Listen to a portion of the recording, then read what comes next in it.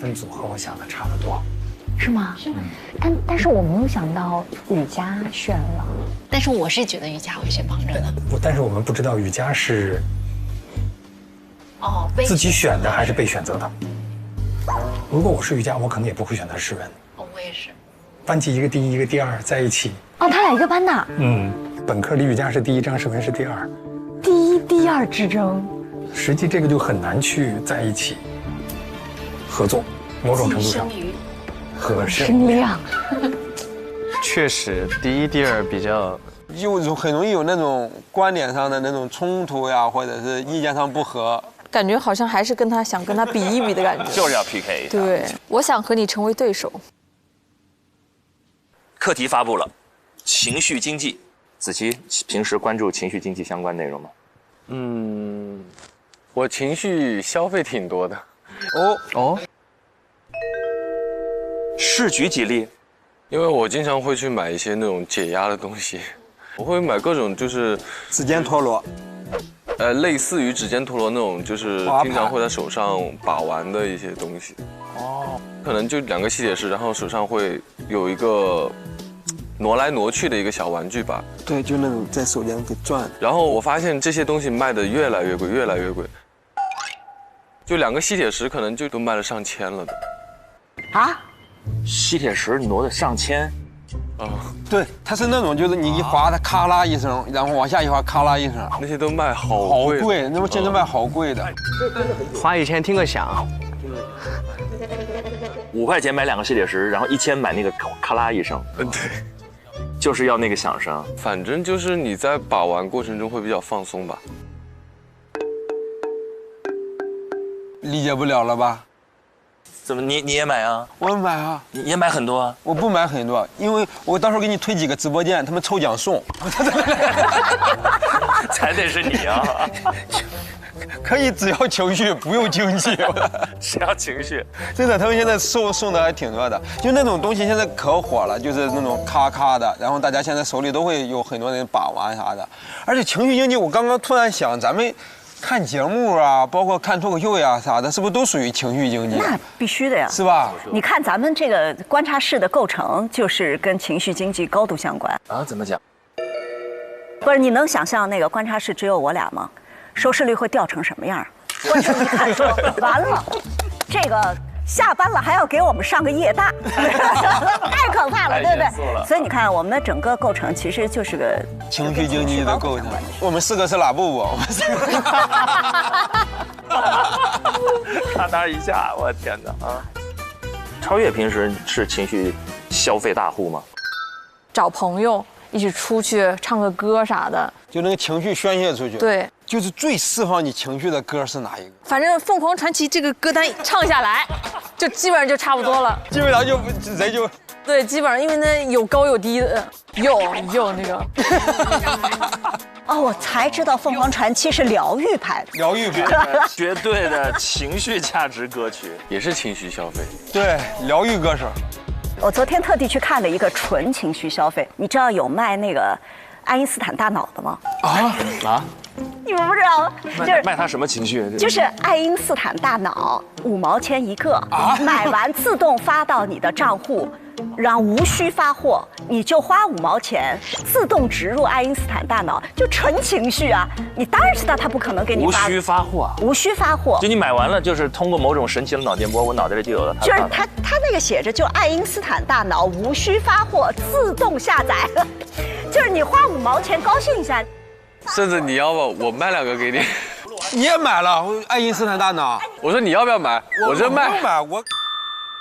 哎，你知道有多少评论吗？多少评论？8000个。8000个。有500个复购，我去后台查了一下。然后所有的评论都写好多，那说明有7500个确实接收到了爱因斯坦的大脑，真的，因为那7500个接收到大脑之后说上当了，还没想明白。那500个说变聪明了，希望更聪明一点。那500个说有效果。对，关键里面其中有一个可能坐在这儿。子琪，你说你刚才买过这个？我没有，我问智胜买不买？智胜买不买？我不买，因为我已经拥有了。我这对，所以这纯情绪消费，对不对？太情绪消费了，就是大家欢乐一下嘛。哇，你说他消费都夸他了，这就是骗子。俊林平时有吗？我情绪消费好像还挺少的，我没有太多买那个购物这方面可能比较少啊，对，购物方面比较少。那种非购物类的呢？非购物，我也运动，我也看修蹄子的视频，修驴蹄，我也爱看修马蹄的视频啊。买皮肤啊？买衣服现在都买的少了。我说买皮肤。游戏皮肤哦，买皮肤确实是。哎，游戏皮肤我觉得真的纯情绪经济哈。对啊，对啊，因为它也不提升技能，啥也不提升，提升10点攻击力。对，有的还是有作用的。OK， 这是我们刚刚分享了一下就情绪经济这个主题跟我们日常生活的一些交集的部分。那回到这个新闻专题片，对他们分组了之后4v4，全林老师站在新闻专业的角度，难点在哪？其实新闻专题片有很多的有难点的结构啊，然后深度啊、观点，但我觉得最难的部分是找到一个好的新闻故事。哦，因为没有好的新闻故事，你后面的技巧都是无米之炊。但是真的去找那个好的新闻故事，我觉得是最难的一部分。好的新闻故事，你起码得符合几个标准吧。就你有没有眼前一亮？会心一笑，眼前一亮，你还要心头一暖，当头一棒。哎呦，对，就是你得符合这几个标准嘛。就是新闻故事，最不行你也得长声一叹吧。如果你一个标准都符合不着，对吧？那你这个新闻故事就是一个可听可不听的。那我觉得你后面结构再好，语言状态再好，录的再好，没有用。5个1，行，5个1，咱们一会儿就看看他们能符合几个。所以那接下来当吕佳进入到对面组了之后，就正式开始准备了，3个小时来准备，然后见真章。来，我们一起来看看接下来他们讨论的怎么样。来吧。对，首先先跟大家坦诚一下我的思路。你看，它其实对组长和组员的加分也是没有区别的。所以我感觉咱们这个组是没有组长的概念的。我就是把我们所有人的想法一起，我们群策群力，对，一起整合起来，然后我就是一个信息的服务者和中间商。好坦诚呀！哎，这个很重要，很重要。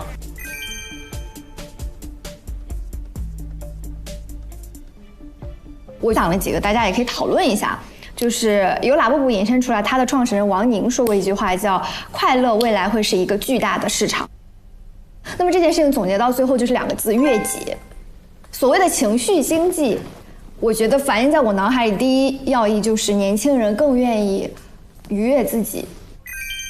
因为我的工作极其的饱和，所以我需要拿金钱来买情绪。这是一个点，然后还有一个点是 AI 的情绪服务，可能跟现在的 AI 会男女用，对，结合的比较热一点的话，就是提供这种全天候的陪伴，虚拟陪伴。AI 跟 AI 聊天，就是我不知道大家爱不爱买那个手串。海外电商其实对于这个特别的重视，就是它是真正形成一个文化现象的。水晶是不是？对，水晶手串疗愈水晶，同时就是刚才我们说的悦己，那这个情绪的消费，情绪代偿，我觉得这个在所有的手串当中也是可以需求的，体现了。这是我课上写的一个作业，然后就是写的改娃诗和捏捏。因为它还有一个点就是创造了消费，它带动了大量的就业，我感觉这个点是我们可以延伸进来的。这个也很好，对。行，那我先想，咱就坐下说吧，咱快点。我喜欢站着。好，没问题。我站着，气儿通。只是我自己想到的哈，因为现在有2部现象级的剧，《长安的荔枝》电视剧跟它的电影，这2部剧导致今年的荔枝销量暴涨。我刚刚查了一下，以广东省茂名市为例，截止7月15号，茂名的荔枝迎来了历史级别的大丰收。所以说，荔枝这个事儿卖得很火爆，它背后并不是真的今年大家突然就喜欢吃荔枝了，而是这2部剧背后产生了极大的情绪价值。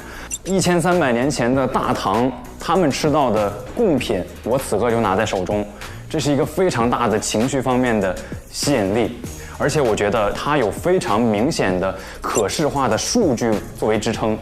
那么这个魏魏，你是经济方面的专家，不，就是可以帮大家搞搞数据是 OK， 但是肯定不是专家。其次就是这个现在非常的火，我觉得这个火爆程度不亚于刚刚结束的拉布布。然后最重要的一点，我想跟大家说的是，我刚刚联系了2位嘉宾。啊？怎么都联系嘉宾了？不会又是劳老师吧？谁呀？雷佳音。我已经联系好了，此时此刻如果同意的话，就可以拉群的那种。哇哦！一个是卖荔枝的公司的经理，一个是北大光华的农学专家。哇哦！如果这个选题能同意，那就可以拉群的那种，非常的快速。OK， 我的分享结束。哎，构成不错哎，这个嘉宾构成不错。学术加实务，但前提是以荔枝作为这个切入口啊。那我感觉他这个点，我感觉很全面，尤其是2个嘉宾真的非常的加分，而且你的加入，咱们整个经济的那个思路和框架，属性更强，肯定在学理上是成立的。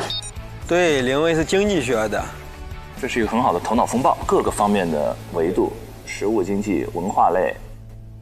我正好接着你刚刚那个说，子檀，其实你刚刚那个总结来说，应该叫文化 IP 乘以热梗。我们可以以荔枝，因为正在热播嘛，去切入，所以我们有比较多的那个内容可以去做，然后可以不要一直提荔枝这件事，不然就会被攻击。我觉得拿荔枝做第1轮的引子，对，就是那就是文化 IP， 这个声音小心太大。文化 IP 乘以热梗，然后引发的消费热潮。因为长安的荔枝它算是一个文化上的 IP， 然后乘以现在我们大家都最近都在追的这个事情，那其实我联想到一个类似的，就是玫瑰的故事，不知道你们记不记得某咖啡品牌联名了玫瑰的故事，然后推出了玫瑰拿铁咖啡，当时在线下那个电视剧播了以后就卖得很火热。这2个事情其实都是借助了热门的影视作品的影响力和话题性，然后成功的去吸引了大量的消费者的关注度。我觉得咱们其实做一个就是细分，对，细分就是文化 IP 带动情绪，对。王玉就完全好像听不懂他们在说什么。王玉有自己的想法，应该是他有别的想法，对。没事，玉哥，你如果有想说的，咱们就直接说。然后我怕等会儿咱们聊起来了，你就把你的点忘掉了。我是在想，我们是不是要找一个具体的抓手？就是如果说，我大概能 get 到你说的那种感觉，你担心它只是因为情绪引起的一次个别的消费，然后它没有成体系，是这意思吗？我只是觉得有点散。你看刚才拉布布它全篇都会有一个抓手，但是现在的话，就我觉得我们不管这个东西是一个商业体，还是一种消费形式，还是一种互动形式，我们得找到一个就是文化 IP 啊。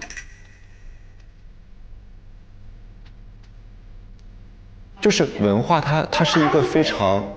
我觉得它是一个非常主观性的东西，可能你问10个人，有9个人我没看过，怎么办？对。它荔枝这个到情绪经济可能没那么鲜明哈，对，不那么典型。对，绕了一步。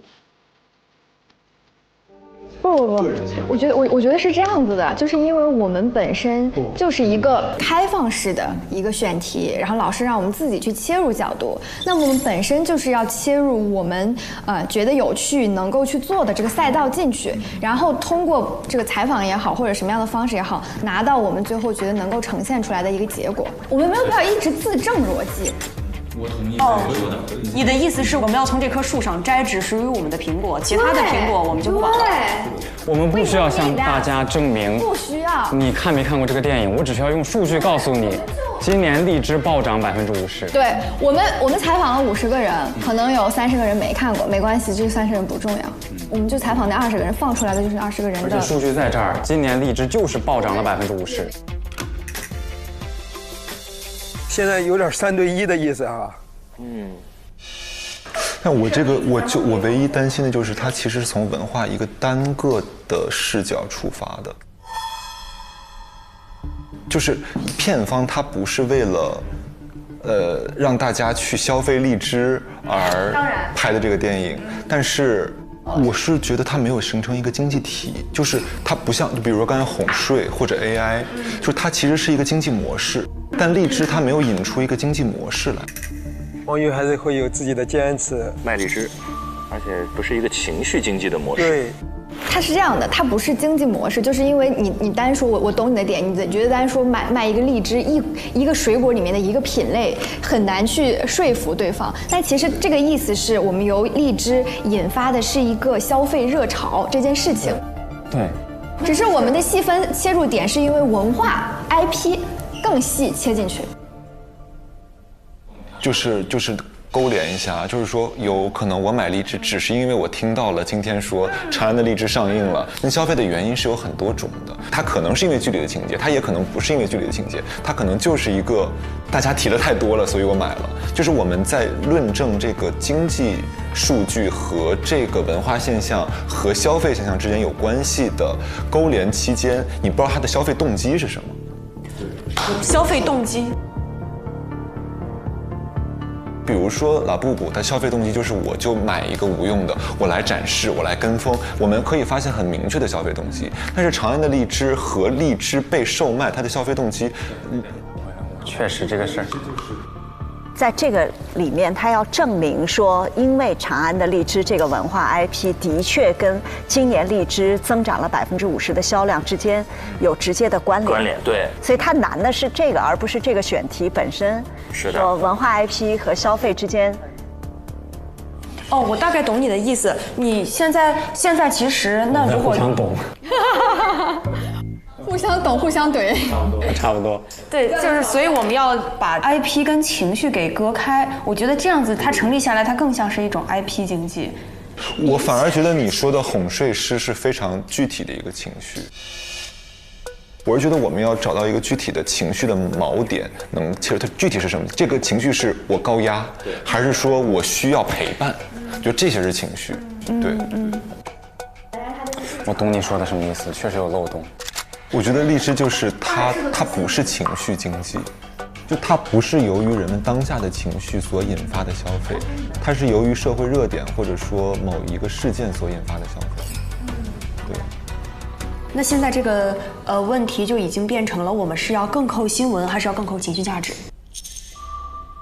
我觉得要更扣本身情绪经济本身，就是这个东西是不变的。就是我的想法是我们不要为了过于追新而就是放弃它本身的主题的利益。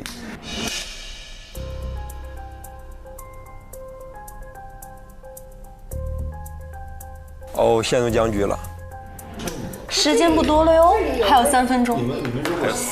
3分钟未免。所以先给选题啊。OK， 那这一趴咱们先封存一下，然后如果到时候我们还没有其他点子的话，就做长安的荔枝。现在咱们换个思路，我们就从情绪，有哪些行业就是由情绪催生的？直播呀，主播，主播有各种各样的情绪价值，有的是提供这种以互动情绪价值，还有的是才艺展示。我觉得情绪价值就是那种不在衣食住行内的之外的，对之外的实体消费之外的东西，比较直观一点。